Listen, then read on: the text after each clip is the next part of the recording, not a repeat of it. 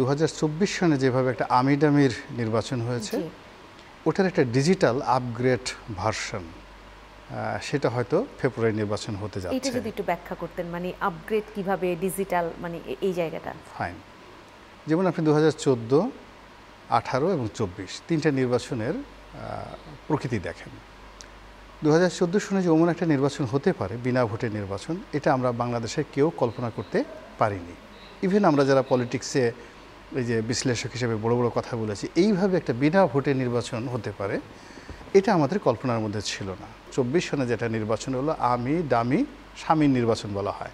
মানে স্বামী মানে সামবডি গার্ডিয়ান দূর থেকে বলছে এভাবে এভাবে করো, এর মধ্যে আমি আছি তার সঙ্গে ডামি আছে। স্বামী তো বলা যেতেই পারে, স্বামী শব্দের অর্থ তো প্রভু। হ্যাঁ হ্যাঁ, প্রভু হতে পারে। তো ওইরকম একটা আমি ডামি স্বামীর একটা নির্বাচন হলো, এটাও আমাদের কিন্তু আসলে কল্পনার মধ্যে ছিল না। আমরা অভিশাপ দিয়েছি বেশি দিন টিকবে না, কালকে চলে যাবে, ভেঙে পড়বে, তাসের ঘরের মতো ভেঙে পড়বে, বাট এটা অভিশাপ ছিল, এটার কোনো বেসিস ছিল না।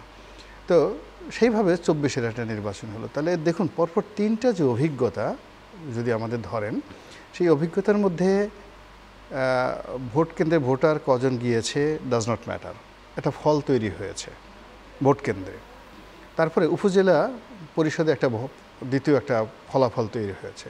আবার নির্বাচন কমিশন থেকে আরেকটা ফল তৈরি করে ঘোষণা করা দেওয়া হয়েছে 3 বারই।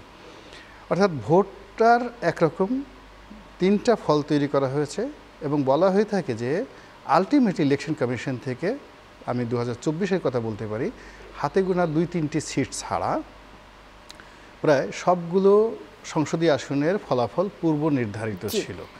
এখন সেই যে সাইকোলজি আছে, সেই সাইকোলজিটা আপনি তো পৃথিবীতে তো যুক্তি নির্ভর এবং কোনো কিছুতে ফেলাচি হয় না।